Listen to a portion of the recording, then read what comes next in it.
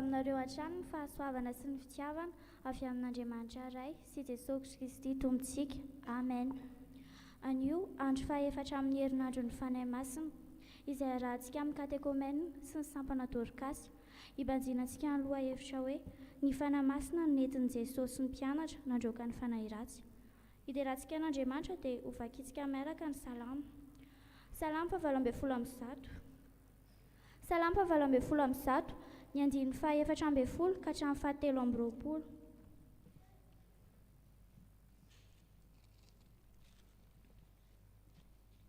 Salama 8:1, ny andiny 4:20 ka hatramin'ny 7:20.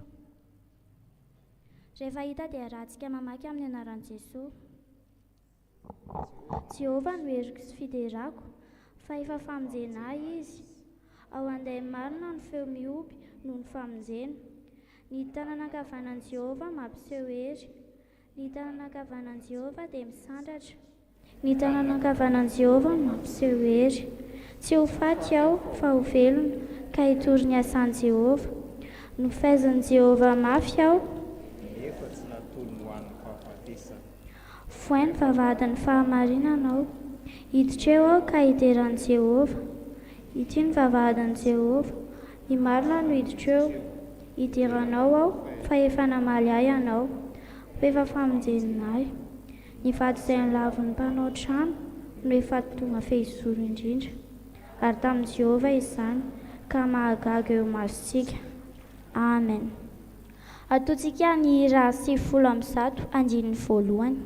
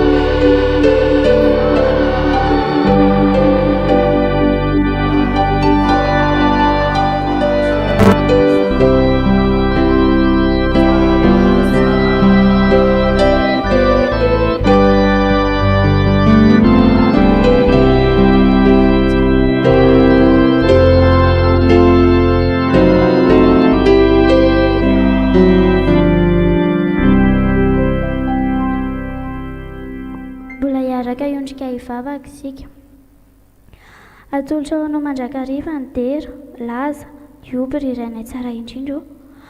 Mbola noho ny haben'ny fitiavanao sy ny voninahitranao no mahavory anay iombom-bavaka eto androany. Andriamanitra tsara sady be famindrapo ianao ary mpanjaka ambonin'ny mpanjaka rehetra. Midera, misaotra noho nanomezanao anay anjara handray ny teninao sy ankalazanao amin'ity herinandro ny fanahy masina ity. Ianao anie Jesosy ambomba, hiaro ireo mpanomponao izay mbola andalana mony izao fotoana izao. Ary hitsidika ny fon'ireo tsy afaka ny ho avy. Apetraka eo am-pelatananao izao fotoam-pivavahana izao, mba hanananay fifantohana sy ahazanay manaraka ireo lamina ny fandaharana eto androany, na izay eto am-piangonana na ireo manaraka amin'ny tambazotra tserasera. Mampianaranay hihaino sy hifantoka fanahy masina, mba tsy handoalo ihany ny fiombonanay eto fa ho vatsy hatrehanay ny avo-mirava sy ny ampitso. Amin'ny anaranao no anaovanay izany vavaka izany, ary sitraka indrindra ny ampiaraka azy amin'ilay vavaka tsara indrindra ampianarinao manao hoe: Hainay izay an-danitra, ho masinina ny anaranao, tonga ny fanjakanao, atao anay sitraponao, dia tanjaka teny an-danitra. Menay ny anasaza ao anay, ary mamelany ekay, tahaka mamelanay izay meloka taminay, ary izay mitondra amin'ny afa-papanay, fa manafahany amin'ny ratsy. No fanjakana sy ny hery, ary voninahitra mandrakizay. Amen. Afaka mipetraka isika. Ataontsika ny hira 9:1, andininy 2, iomanantsika amin'ny vaky teny. 9:1.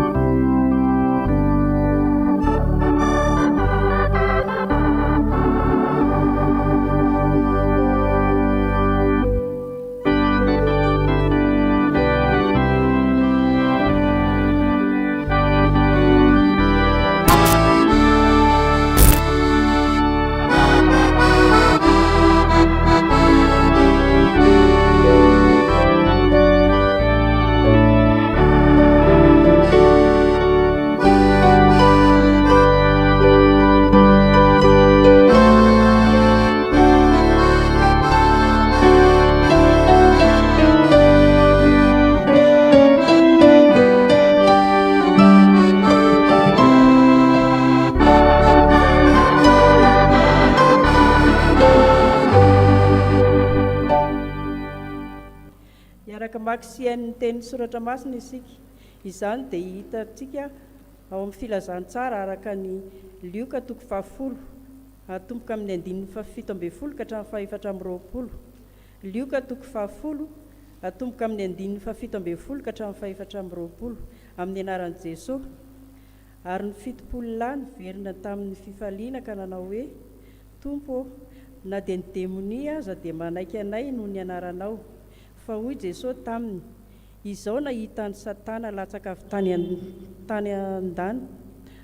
tany an-danitra tahaka ny varatra. Indro, efa nomeko fahefana hanitsaka menarana sy maingoka sy andresy ny hery rehetra hananany fahavalo ianareo, ka tsy hisy hampaninina anareo akory, kanefa aza mifaly ianareo satria manaiky anareo ny fanahy. Fa mifalia satria voasoratra ny an-danitra ny anaranareo. Ary tamin'izany ora izany dia ravoravo tamin'ny fanahy masina Jesosy ka nanao hoe, mideranao aho raiko, tompon'ny lanitra sy ny tany, fa efa nafeninao tamin'ny endry sy ny manan-tsaina izany ka nasehonao tamin'ny zaza madinika. Eny, raiko, fa izany no sitrakao. Ny zavatra rehetra dia efa natolotry ny raiko aho, ary tsy misy mahalala ny zanaka afa-tsy ny ray, ary ny ray afa-tsy ny zanaka, sy izay tiany zanaka anehoana azy. Ary nitodika tamin'ny mpianana izy dia nilaza taminy nanokana hoe, sambatra ny maso mahita izay hitanareo, fa lazaiko aminareo fa mpaminany sy mpanjaka maro no naniry ahita izay hitanareo fa tsy nahita, ary naniry andre izay renareo fa tsy nahare.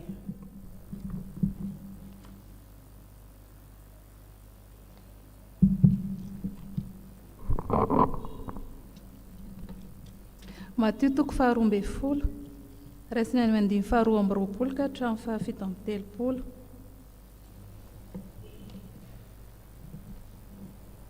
Matio 12:20 raisiny any 12:20 ka hatramin'ny 7:30. Dia nentina tany amin'ny Jesosy ny lehilahy anankiray izay demoniaka sady jamba ny mona, dia nositraniny ka dia niteny sy nahita ilay mona. Dia talanjona ny vahoaka rehetra ka nanao hoe, moa ity va ilay zanaky Davida? Fa noho nyreny fariseo izany dia hoy izy, tsy misy amohan'ilay iny demonia afa-tsy Belzebub lohan'ny demonia. Ary Jesosy nahalala ny eritreriny dia nanao taminy hoe, ho foana ny fanjakana rehetra izay miady an-trano, ary tsy aharitra ny tanàna rehetra na ny trano izay miady an-trano. Ary raha Satana no mamoaka ny Satana dia miady an-trano izy, ka ahoana no aharetany fanjakany? Ary raha Belzebuba no amoahako ny demonia, iza kosa no mba amoahany zanakareo azy? Noho izany dia izy ihany no mpitsaranareo. Fa raha ny fanahin'Andriamanitra kosa no amoahako ny demonia, dia efa tonga aminareo sahady ny fanjakan'Andriamanitra. Fa ataon'ny olona ahoana no fiditra ao an-trano mahery androbany entany, raha tsy afatony aloha no mahery dia vao androbany ao an-tranony izy? Izay tsy momba ahy dia manohitra ahy, ary izay tsy miara mamory amiko dia manahaka.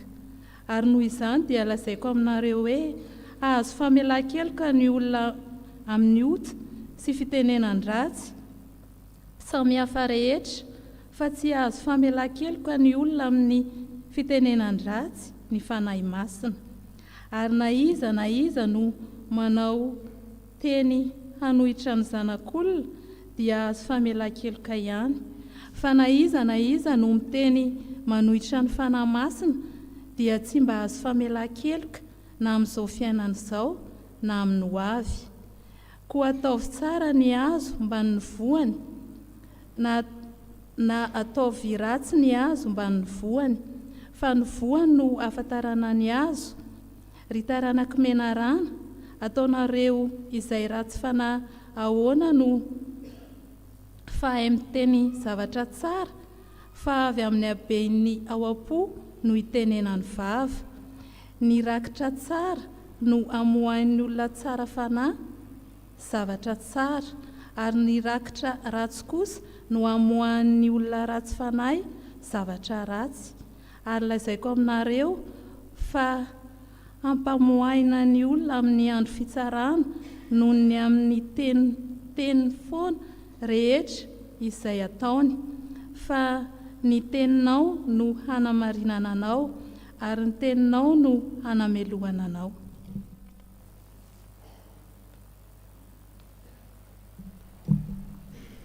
Asan'ny apôstôly toko 7:10 raisiny amin'ny 1:10 ka hatramin'ny 9:10.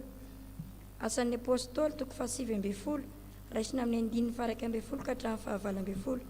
Rehefa hita dia izaho maky azy amin'ny anaran'i Jesosy. Ary ny tanan'i Paoly no nanaovan'Andriamanitra fahagagana lehibe maro, ka dia nosara sy ny fiaron'akanjo teny aminy no entina atao amin'ny marary, dia sitrany any aretiny ary nivoaka ny fanahy ratsy.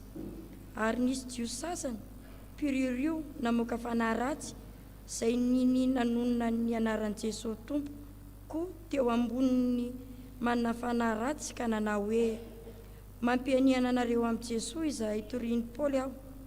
Ary nisy fito mirahalahy zanaky Steve jiosy lohan'ny mpisorona izay nanao izany. Ary ny fanahy ratsy raha namaly ka nanao taminy hoe fantatro Jesosy ary fantatro koa Paoly fa mba iza koa moa ianareo. Ary ny lehilahy izay nanana ny fanahy ratsy dia niatsambotra tamin'ireo ary nahery ka naharesy azy roalahy, dia nandositra niala tamin'izany trano izany ireo sady nitanjaka no voaratra. Ary fantatry ny jiosy sy ny jentilisa rehetra izay nonona tany Efesosy izany, dia raiky tahotra ny olona rehetra ka nankalaza ny anaran'i Jesosy tompo. Ary maro izay nino dia tonga ka niaiky sy nilaza ny asany. Amen. Ray masino anamasinana ny fahamarinana, teninao fahamarinana. Amen. Tsangana hivavaka tsika.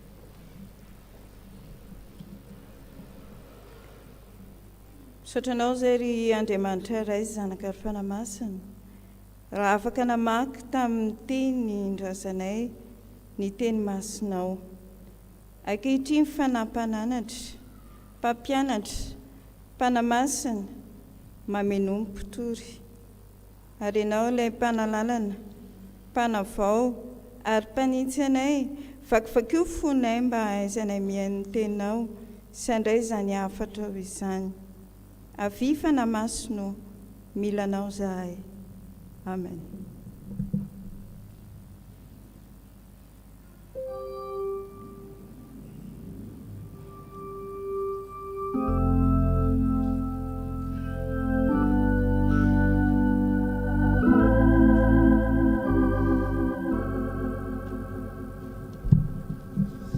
Mazotoerina ianareo.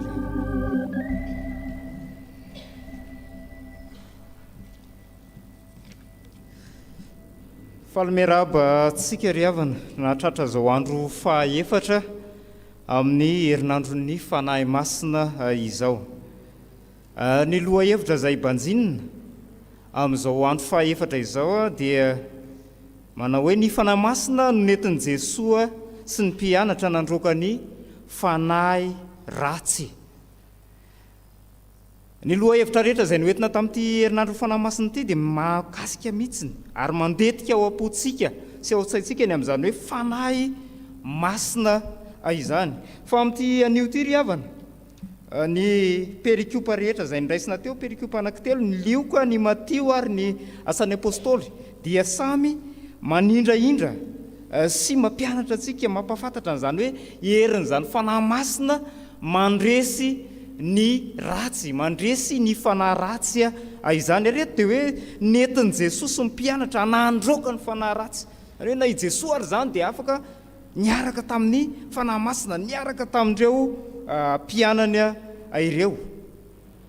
Ny fandroahana ny fanahy ratsy ry havana dia tsy fahaizana ary tsy hery na ihany koa fitaovana hita maso izay hoentina no ahafahana mandroaka zany fanahy masina zany, raha arak'izao perikopa izay raisitsika eto izao.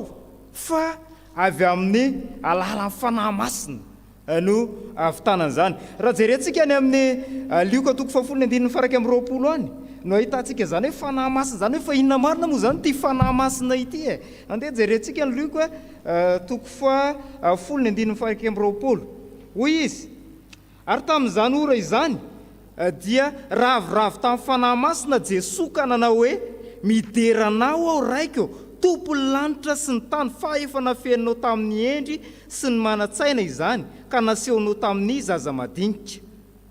Eny raiko fa izany no sitraka ao, mideranao aho raiko ravoravo tamin'ny fanahy masina. Zany hoe le fanahy masina zany eto raha jerena dia tena Andriamanitra mihitsiny.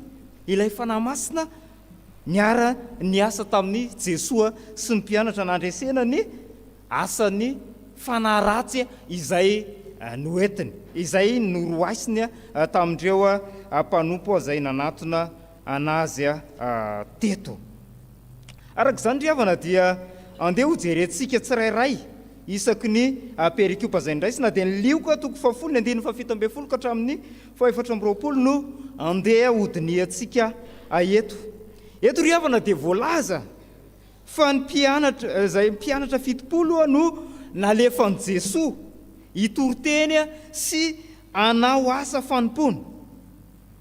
Ary rehefa miverina izy ireo dia faly be, nanana faliana tao anatiny satria nanina naresy an'ilay asa ny Satana. Dia hoy izy: Tompo, na dia ny demonia azy dia manaiky anay noho ny anaranao. Ao amin'ny toko 7:17 no ahitantsika an'izany. Tompo, na dia ny demonia azy dia manaiky anay noho ny anaranao. Zany hoe tsy nisehoseho izany na dia faly ary, dia tsy tahaka ny olona hoe ny olon-tsotra hoe nyrehare fa tena naroka le demonia fa noho ny anaranao. Zany hoe Andriamanitra an Jesosy Kristy ihany koa zany eto no ireharehan'reto mpianatra 70 reto. Fa inona navalin Jesosy anazy ireo? Hoy Jesosy: zao nahitan'ny Satana ny anjera avy tany an-danitra tahaka ny varatra. Indro efa nomeko fahefana anitsaka mena rana sy maingoka sy andresy ny hery rehetra ananan'ny fahavalo ianareo ka tsy hisy hampaninina anareo akory. Zay no navalin Jesosy ny amin'ilay hafaliana be nataon'izy ireo rehefa naresy an'ilay herin'ny Satana izy ireo. Zany hoe tsy noho ny herin'ny mpianatra na noho ny fahaizana na noho ny fahefana izay nomena azy ireo zay tao aminazy nafahananao izany, fa noho ninona? Noho ny amin'ny fanahy masina izay miasa amin'ny anarany Jesosy Kristy ao aminazy ireo. Zany na tonga azy ireo havitany fandroana andreo demonia sy ireo fanasitranana maro isan-karazany zay nisy ateo amin'ny vahoaka. Teto ry havana dia voambara mihitsy ny hoe nanaiky azy ireo ny fanahy ratsy. Zany hoe resy ilay fanahy ratsy. Ary zay mihitsy ny izy eo, resy nanaiky azy ireo. Fa ny tena mahafinaritra eto dia ny fanotsiany Jesosy azy ireo ny amin'ny tsy faliana fotsiny, amin'ny hoe naresy ny fanahy ratsy. Tsy zay ny tena zava-dehibe, fa lay toeran'izy ireo, toeram-boninahitra izy ireo aoriany zao. Dia ny anaran'izay maninona? Voasoratra any an-danitra hoy izy, hoy Jesosy. Ny anaran'izay voasoratra any an-danitra zany hoe tsy dia ilay fandresena n'ilay fanahy ratsy fotsiny, fa eo ihany koa ilay toerana any an-danitra. Satria manenona, inona ny mahatonga anazy eo voasoratra any an-danitra ilay anarany?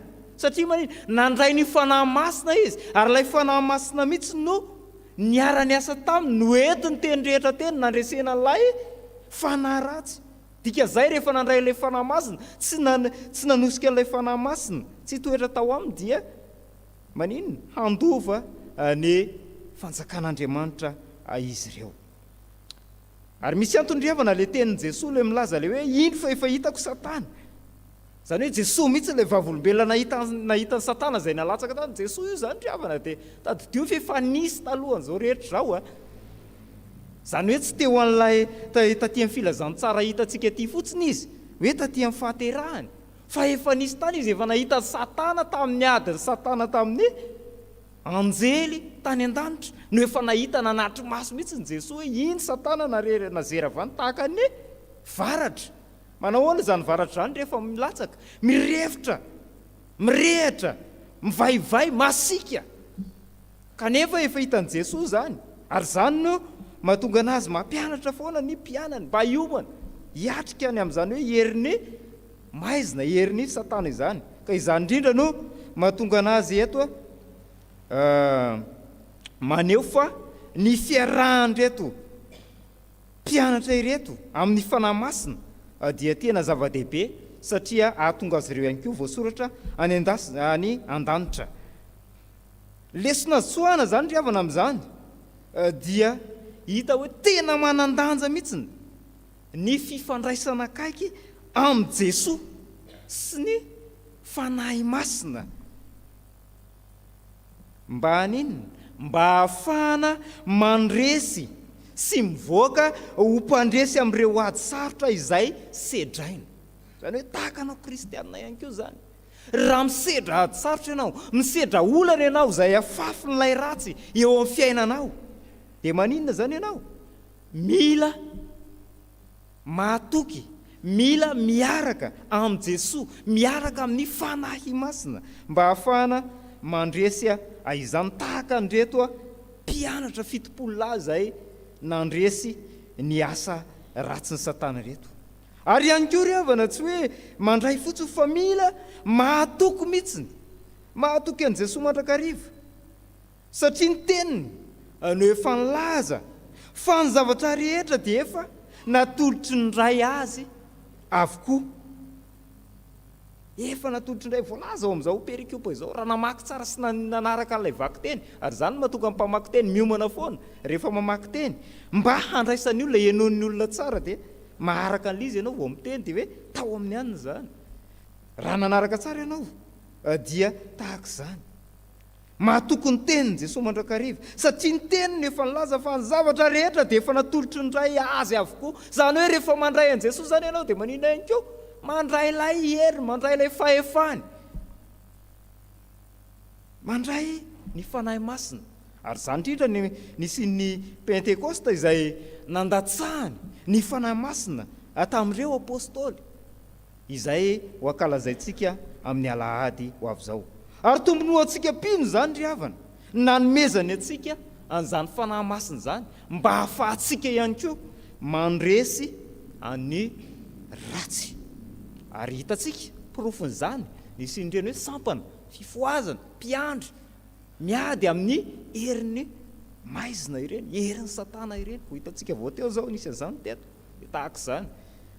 Ka iny maninona isika kristianina tsotra no tsy ho afaka manao an'izany? Dia inona zany no antony? Mila mahatoky, mila mandray an'i Jesosy tsika ho ao am-pontsika, mila miaraka amin'ny Jesosy mandrakariva, mila miaraka amin'ny fanahy masina, satria ao amin'ny Jesosy izany fanahy masina izany. Ary efa nozarainy tamintsika dia mila mahatoky sy mandray azy isika. Fa raha ny Mateo indray riavana no jerena dia ahoana indray ny filazany azy ao? Ao amin'ny Mateo toko faharoa amby roapolo, toko faharoa amby folo, andininy faharoa amby roapolo ka hatramin'ny fafito amby telopolo, dia nisy lehilahy jamba Simona satria azony demonia. Ka nandritra n'izany fanasitranana nataon'i Jesosy zany dia nisy nyfandroahana amin'ny fanahy ratsy tahaka nataon'ireo tany ireo le fitopolo lahy tany amin'ny liko teo izay nitranga tao. Ka tao anatin'izany zava-nitranga dia sitrana tanteraka ilay marary. Zany hoe ny mission rehetrarehetra zany rehefa miaraka amin'ny fanahy masina dia maninona? Accompli daholo. Ary mandresy foana rehefa miaraka amin'ny fanahy masina. Fa tsy vitan'izany riavana, fa nisy adevitra teo amin'ireo fariseo izay nilaza fa amin'ny alalan'ny Belzebuba izay lohany dia amin'ino nandroahan' Jesosy ny fanahy masina. Izany hoe noaratsian'ireo fariseo i Jesosy teto, noaratsian'ireo fariseo. Dia hitantsika eo ilay fanaratsiana izay nataon'ireo fariseo, tsy ho tany saintsika izany, efa hita tamin'ny vaky teny teo. Kanefa i Jesosy dia namaly mazava fa raha hoy izy, fa raha ny fanan'Andriamanitra kosa no amoahako ny demony, dia efa tonga aminareo sahady ny fanjakan'Andriamanitra. Izay no navalina, valy teny Ampahibe. Fa raha ny fanan'Andriamanitra kosa no amoahako ny demony, dia efa tonga aminareo sahady ny fanjakan'Andriamanitra.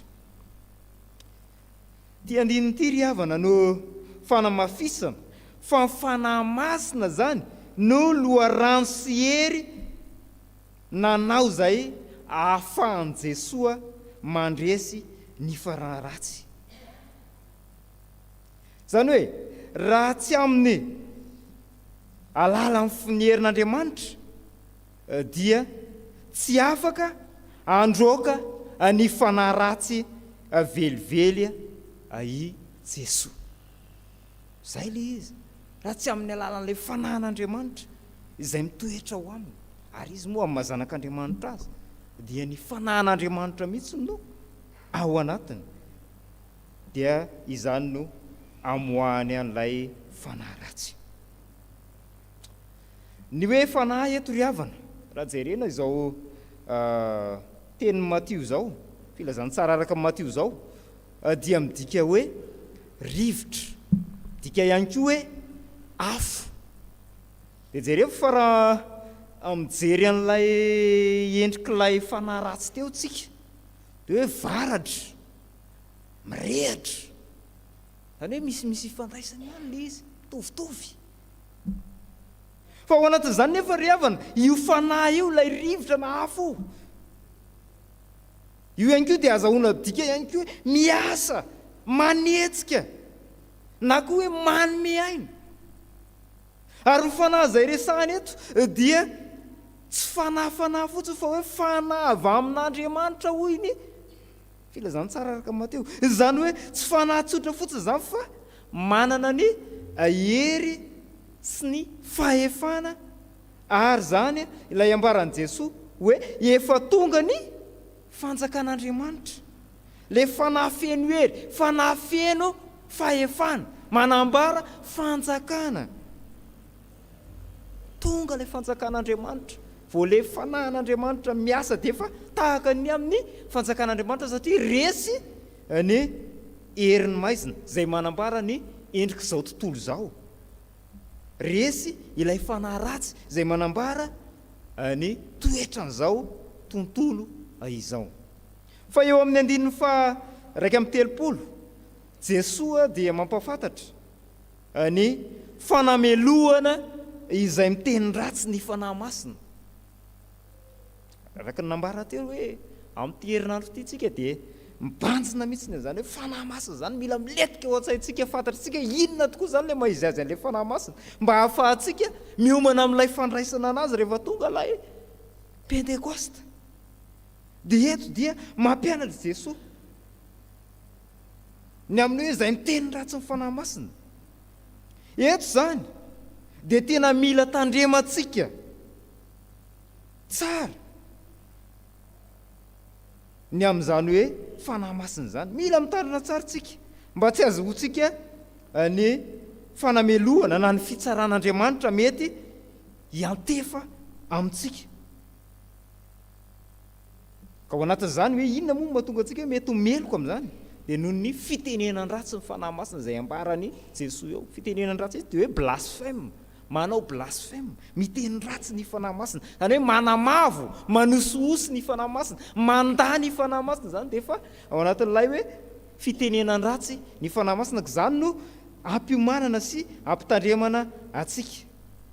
Anoho izany ry havana dia mila mitandrina zany sika noho ny teny izay aloky ny vavantsika.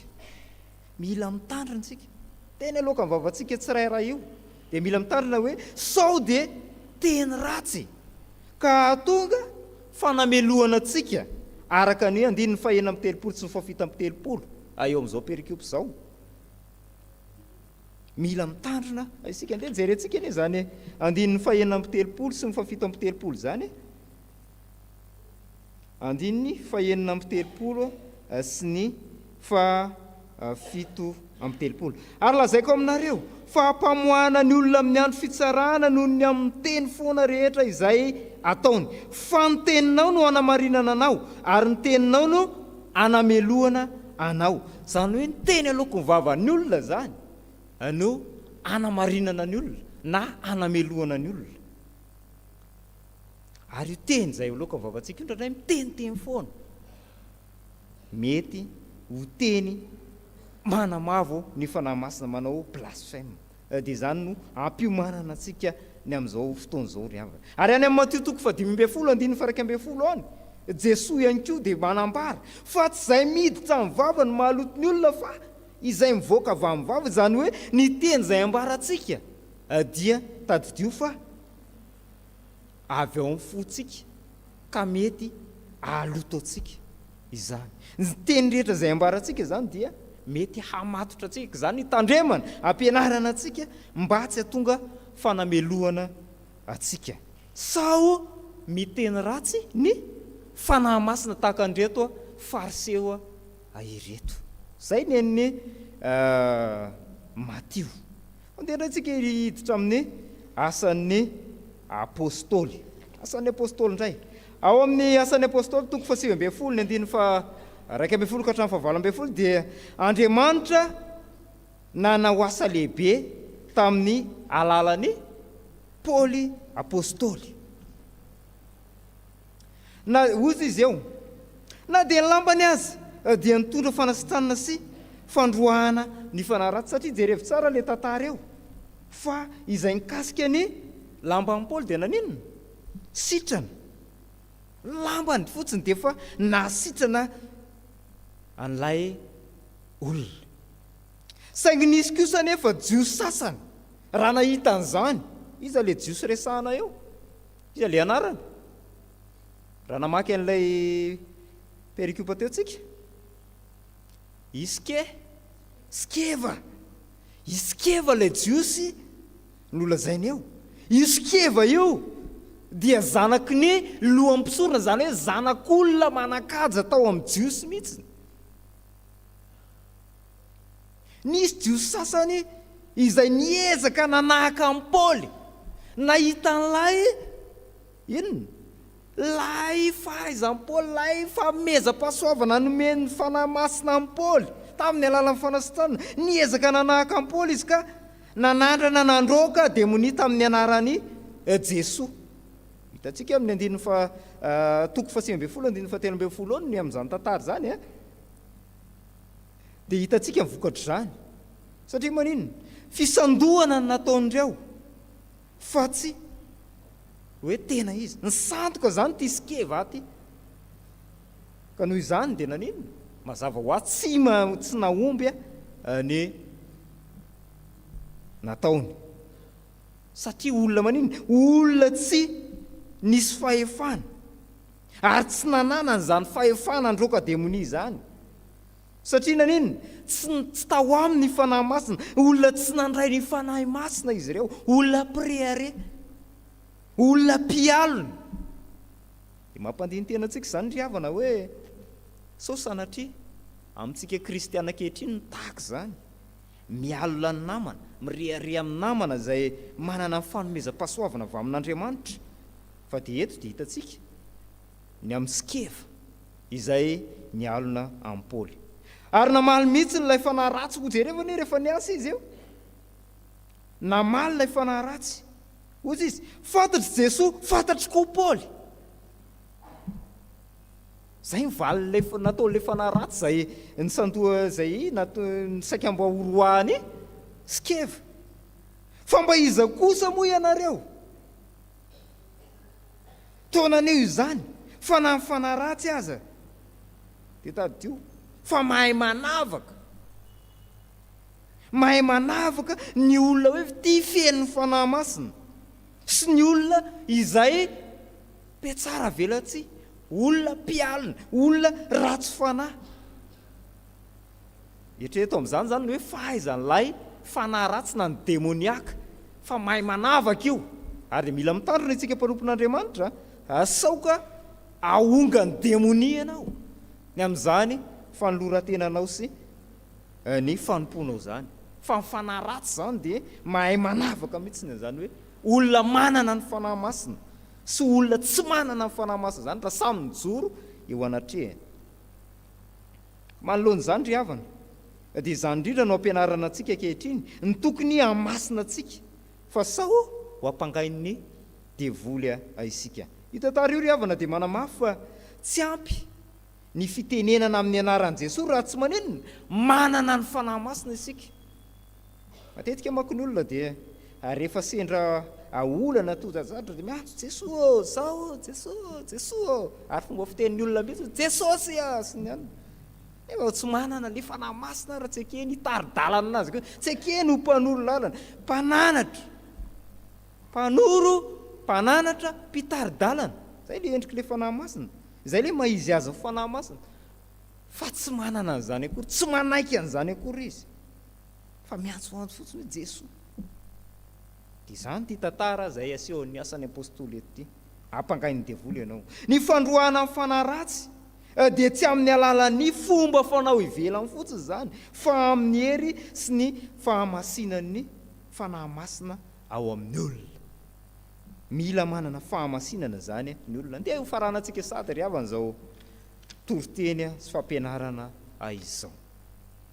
Mazava tsara amin'ireo toko telo izay niraisintsika ireo, fa ny fanahy masina zany no loharanony hery androana ny fanahy ratsy tamin'ny fotoana nanompon'i Jesosy sy ny mpianatra. Zany hoe tsy zavatra azotoina na hoe fombafomba ara-pivavahana na hoe fahaizanao na noho ny herinao zany hoe mandroaka demonia zany, fa manenina fiainana mihitsy miorina amin'ny fahamasinana sy fen'ny fanahy masina. Satria na i Jesosy ary dia ny fanahy masina no tao aminy, fa tsy hoe nainga tamin'ny tenany izy samyrery izy, fa misy fanahy masina tao anatiny nafahany nandroaka ny fanahy ratsy. Ka amin'izao androntsika ankehitriny izao ry havana, dia tena mbola mitohy ny adi-panahitra antsika, ary mbola mitako fiainana feno ny fanahy masina sy fanankena tanteraka an' Jesosy Kristy izany. Tsy vita mora zany miady amin'ny fanahy ratsy zany ankehitriny, ary zany mihitsy mahatonga antsika ohatr'izao mbola ao anatin'ny fahamaizinana sy fahasairanana tahak'izao, satria mbola tsy resitsika zany ilay fanahy ratsy. Ary raha te havita asa toy ny nataon'i Jesosy tsika sy tahaka ny nataony reto mpianatra reto, dia maninona? Tsy maintsy manana sy mitondra ny fanahy masina ao anatsika, ary tsy maintsy manaiky tsika. Fa hoy Jesosy any amin'ny Jona toko 10:10, andininy 15 ihany maranantsika azy. Jona toko 10:10, andininy 15, manao hoe izao ny voaloboka ary anareo ny sampana, izay miray amiko ary izao aminy dia mamobe. Fa raha misaraka amiko kosa ianareo dia maninona? Tsy mahay manao na inona na inona. Izay misaraka amin' Jesosy zany dia tsy havita na inona na inona. Ka inona zany no tokony ataontsika ry Ampahibe? Petraka aminao ny fanontaniana amin'izao fiomanana ho amin'ny Pentekosta izao. N'Andriamanitra irery ny voninahitra ho amintsika kosa ny tenan'Andriamanitra izany. Amen.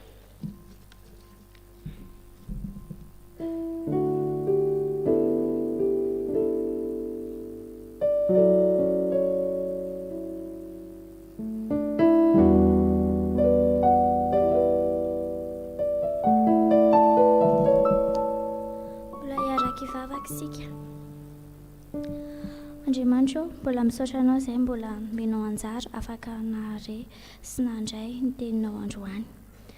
Misaotra nampahafantatra anay fa avy amin'ny fanahy masina loharano kely ahafahanay mandresy ny fanahy ratsy, fakapanahy henana fanampamasinana eto amin'ity izao tontolo izao ity. Mangataka aminao izay fanahy masinao mba hampianaro, mba haino anao, mba hatoronao, mba hanaiky izay fitarihanao fa tsy hiseho amin'ny herinay. Mifona aminao izahay amin'ireo tsy fantanteranay, amin'ny tsy fahalalanay, na amin'ny fiteny na amin'ny fihetsika izany, amin'ny mpiarabelona aminay. Mba aoreno izahay fanahy masinao, aoreno ny finoanay satria mbola ianao no mampanaiky anay an Jesosy Kristy izay iankinanay amin'ny zavatra rehetrarehetra ataonay. Ny anaranao Jesosy no anaovanay izany vavaka izany. Amen. Raha hitsangana isika ry havana, andray ny teny somafaly sy teny famelan-keloka avy amin'ny Tompo ao antsika.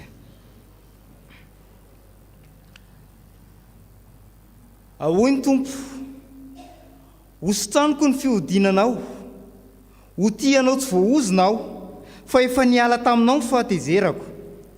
Iza no hiampangany olom-bafidin'Andriamanitra? Andriamanitra no manamarina azy. Iza no manameloka? I Kristy Jesosy no efa maty. Eny, sady nitsangana tamin'ny maty koa ka mitoetra ao amin'ny tanana ankavan'Andriamanitra ary mifona ao antsika.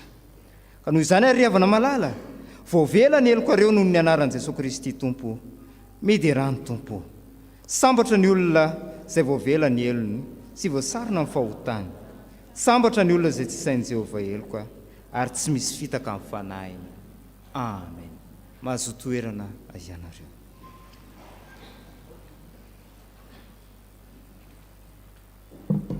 Fahalohan-tenantsika amin'ny lalangatrika isika, ataontsika ny hira fanampin'ny fahaefatra, mandra-pahavita azy.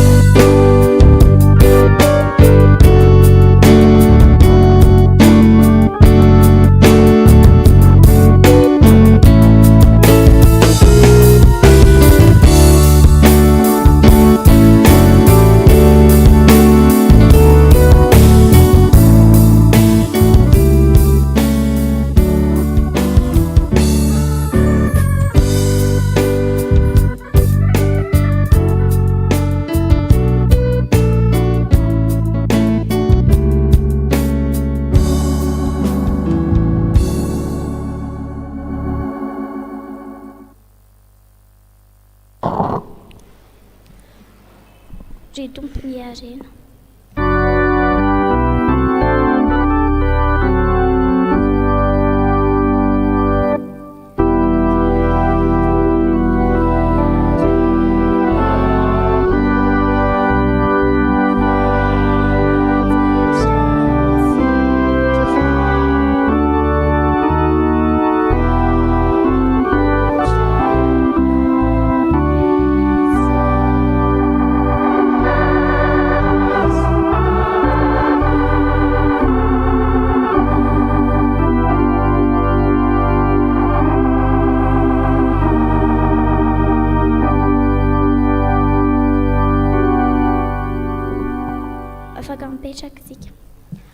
Saotran'Andriamanitra tsika tamin'ny fahavitany tapany voalohany, iroso amin'ny tapany faharoa tsika, mandra-piomana amin'izany dia mangataka feon-java-maneno fohy.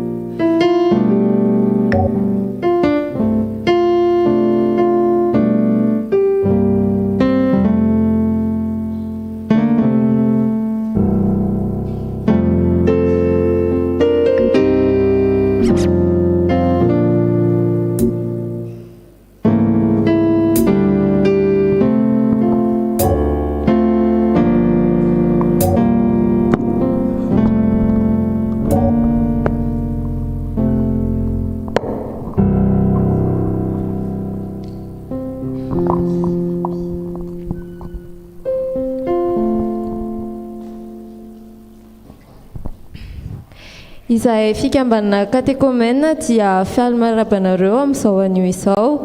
Hanolotra seho kely izahay hanolotra seho kely izahay dia mijereva finaritra tompoko.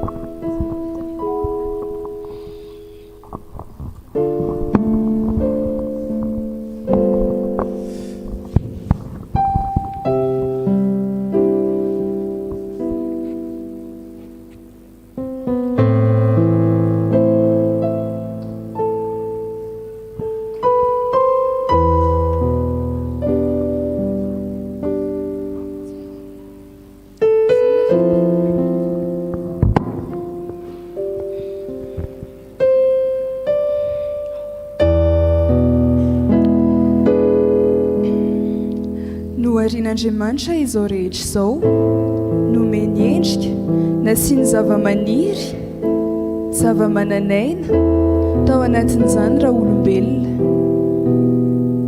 nataony nitovy endrika aminy ary nomeny fahefana ho tompon'andraikitra mpikarakara ilay satsara indrindra. Fandrarana iray monja no nomeny any Adama sy Eva. Raha ny tena votoaty marina dia safidy na ilay vo hahafaty na ilay vo hahavelona. Indrisy anefa fa metsifetsena avy amin'ny biby no nahavita nankafanay azy ireo tsy hiaina ilay fiainana efa tsara rindra.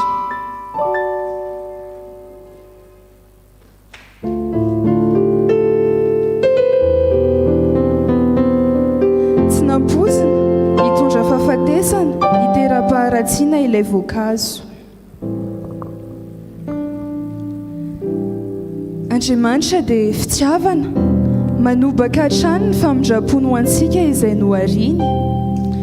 Nomeny safidy hatrany anefa raha olombelona tamin'ireo rehetra nataony.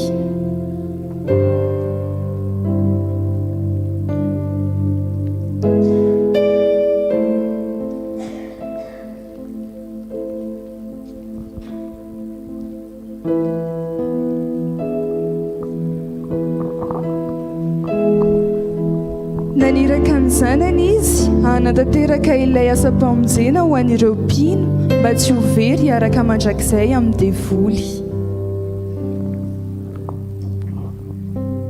Raha olombelona be siasy mitombo kanefa misarotra ota, misarotra mifona manao azafady nefa ratsy arahana ihany. Rehefa natanteraka ny tenin'Andriamanitra Jesoa dia niakatra ny an-danitra. Ny fanahy masina no mitoetra eto amin'ireo mpino mandra-pahatonga azy indray. Ny devoly anefa tsy mba sasatra ny mandrazona hatrany andra-olombelona mitady mierona. Raha olombelona malemy zava-mananaina mpanariasina sakafoko lahara-pamehako mihitsy ny anandevanareo mpanompoko. Tsy takatry ny saina eritreretina ny fandaharan'Andriamanitra. Nomeny antsika ny fanahy masina hanohy ny asan'i Jesoa, hampatsiahantsika, hampianatra ny sitrapony mandra-pahatonga ilay fitsarana. Mianjady olana be ny olombelona, menatra sady matahotra ny hotsarain'ny sasany amin'ny fanomezan-danjan'i Jesoa. Ny safidy dia nomeny ampahalalana ho anao, ny fotoana sy ny fandaminana dia natolo no andraikitrao, omeo azy izay azy fa ny fahasoavany natoy izao anao. Dia fohy ve ny fiarahana mamy? Ireo rehetra mahafinaritra. Fandalovana ihany ny eto mila mahay manararoatra. Fahafinaretana mandalo avokoa izany, zava-pony tsy mitondra ho aiza. Hoy ny tenin'Andriamanitra ao amin'ny Matthieu 9:14. Raha misy olona te hanarakay, aoka izy handany tenany sy hitondra ny azy fijaliany ka hanarakay. Tena sarotra be mihitsy izany. Fiarahamonina ny miaina eto, tsy afaka niala eto izany nareo.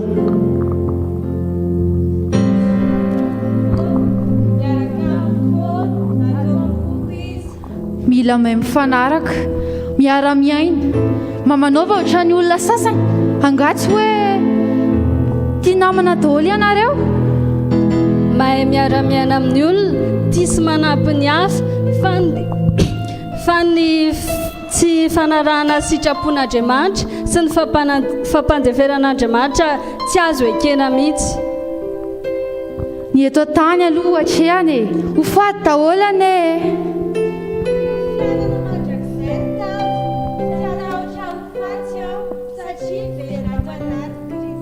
Andriamanitra izany foana, aiza izy eo? Raha tena hoe tsy dia maninona mbola matsiaro malahelo, maninona mbola matsiaro mitomany, ary mbola miafy ianareo?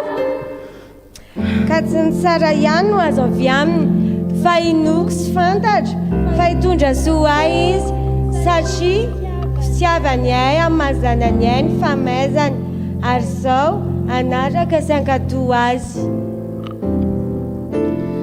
Nampiseho ny fanahy mahery tao anatiny ny olombelona ka nampiasa izany, naneho ny fitiavana, ny toroan'i Jesoa ihany koa, miankina tanteraka amin'Andriamanitra, manaiky ny fitarihan'ny fanahy masina izy ireo.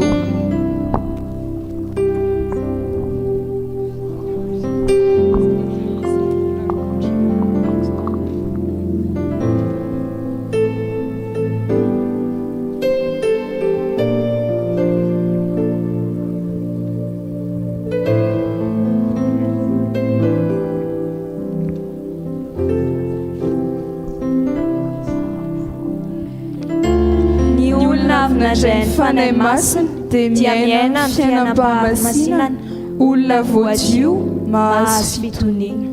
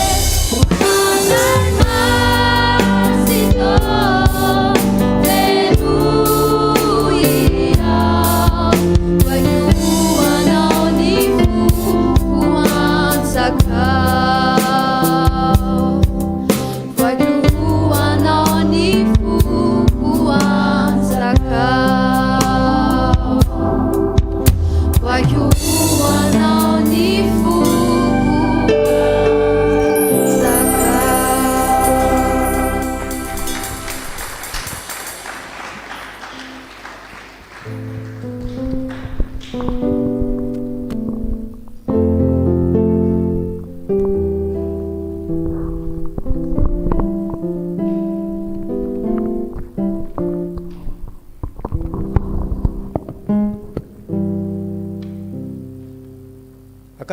ry havana ireo vavantsika dorkasy reny malala ireto zanatsika 𝗛𝗡𝗥𝗡𝗏𝗏 tamin'izay afatra izay nomenantsika izay fanamafisana ny toriteny zany, toriteny ankira, toriteny amin'ny fihetsika, ary tena mandetika any am-po mihitsy tsika raha nanaraka tsara an'ilay hirany dorkasy izay karazana fampifangaroana hira teo nefa nisy hira tao firana daholo ireny nakambany fa teo ihany koa ny reto namantsika 𝗛𝗡𝗥𝗡𝗏𝗏 zanatsika 𝗛𝗡𝗥𝗡𝗏𝗏 tamin'ny alalan'ny fihetsika sy tantara atsehatra teo dia tena mampandiny tena atsika vahoaka kristianina izany ny amin'ny finoana, ny amin'ny fanantenana, ny amin'ny fanahy masina izany ry havana. Na ny hira famaranany azy teo ihany koa, voaiko anao ny foko, fanahy masina. Tsika rehetra zany dia hanokatra ny fotsika ho amin'izany fanahy masina izany. Ho ao am-potsika tsirairay tokoa ny fanahy masina. Andeha ara hitsangana isika hitehaka ho azy ireo, hitehaka ho an'Andriamanitra, hitehaka ho azy ireo ihany koa handray ny tsodrano isika. Raisy ny tsodrano izay tolotra anareo amin'ny anaran'i Jesosy Kristy Tompo ho tanteraka aminareo izany. Ary Andriamanitra ny fanantenana ny amena anareo amin'ny fifaliana sy ny fiadanana rehetra amin'ny finoanareo, mba hitombonareo amin'ny fanantenana noho ny hery ny fanahy masina. Amen. Mipetrara ry havana, mivavaha mangina.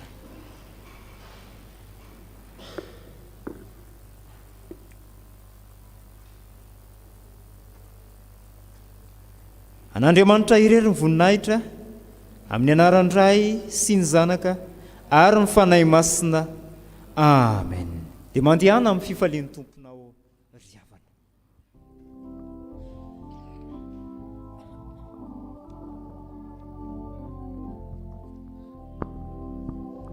Azadinoana rapitso miaraka amin'ny fikambanany diakona sy ny olona amin'ny